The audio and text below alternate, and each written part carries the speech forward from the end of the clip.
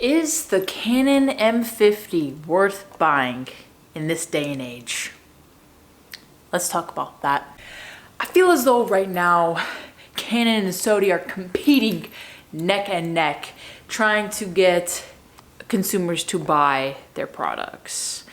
And we've always known that Canon and Sony are always two really big competitors when it comes to cameras and video and photography and things of that nature. I was always a Canon user until I made the switch to the Sony a7C. Now I made this decision because Sony has more of a crispier shot regardless of what lens you're shooting on, versus Canon has a more softer look to them. So I kind of wanted more of that sharper focus for vlogging and stuff. So specifically that Sony camera is specifically for video. But as of recently, I'm, debating whether or not to sell these cameras, because these cameras are relatively really good cameras and they're great as backups if I need them. Right now I'm shooting on my Canon SL2, which is really old, but it's got a really good quality lens on it, f2.8, and it is kicking in this image quality. Sirens. I bet you it was coming here too. But this isn't a video about Canon or Sony. It's about this little fella right here. Canon M50, and this is why it is still in my collection today. When I think about cameras and I think about choosing cameras, I always think of the compactability. I like smaller cameras, but I know that owning, DSLRs, you're gonna have to sacrifice some of the size for the quality. But this is a lot thinner than my new Sony a7C that I've gotten now. You can see the body thickness is completely thinner. It is even thinner than this Canon SL2. Getting this kind of a thin body is really nice when it comes to compactability. Now, the lens portion, it takes a EOS M mount, which means they are smaller mountings. Now listen, I didn't even fall for the marketing scheme for the M mounts, because listen,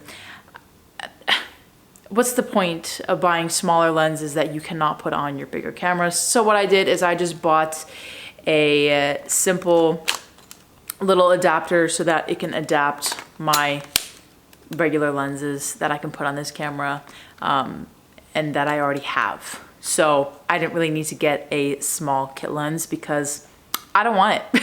Truth be told, don't want it, don't need it. They're both APS-C size. It's completely fine. It works the same. The image quality is the same.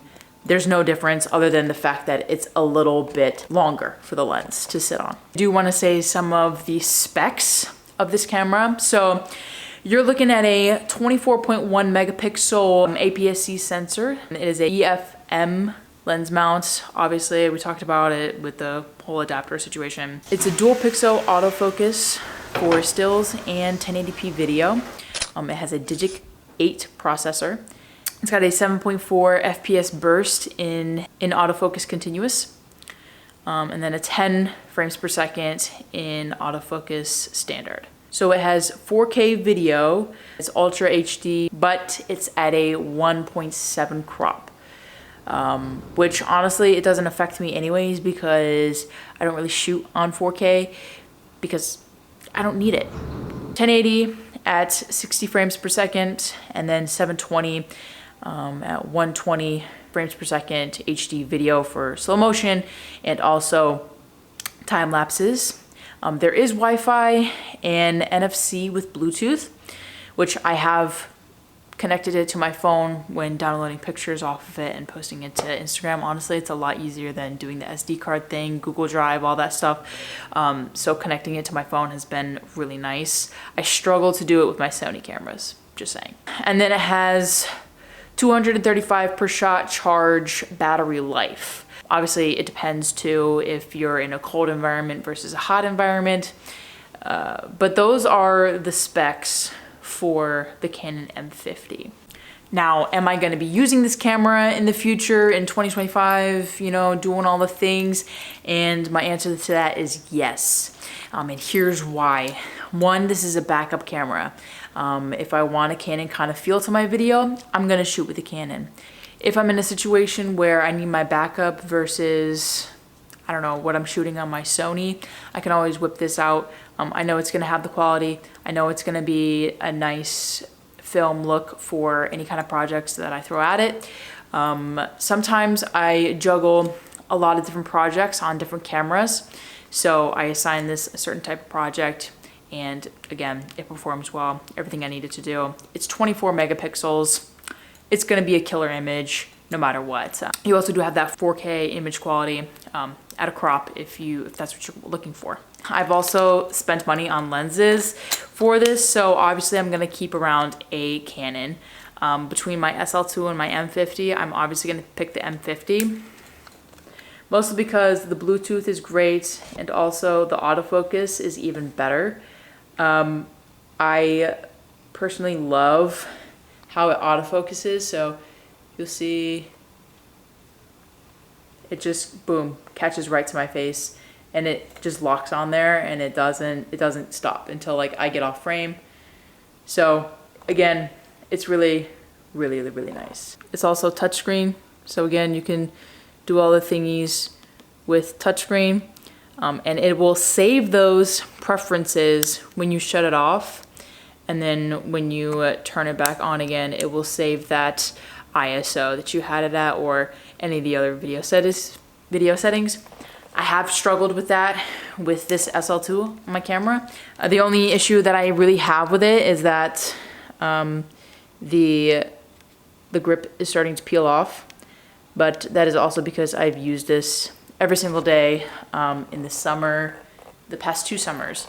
So, but yeah, I've fully paid off this camera with the amount of work that I've done with it, so there's that. I don't know if that's any consolation to which making you decide, but I honestly do love the look of it. I love how thin it is compared to all the other DSLRs in retrospect.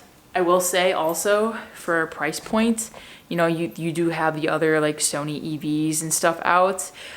You can buy this camera used for like $400. So always take that in consideration. Price point is always a consideration point, but it is really good quality for the price.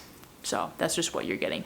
Other than that, I have a Patreon page down below, so if you want to go support me, you can do it that way. You can also become a member on my YouTube channel, and you can get access to videos early. So you can go ahead and do that. Any support would be really appreciated, and I will see you guys all in the next video. I highly recommend the Canon M50 Mark II. You should get it.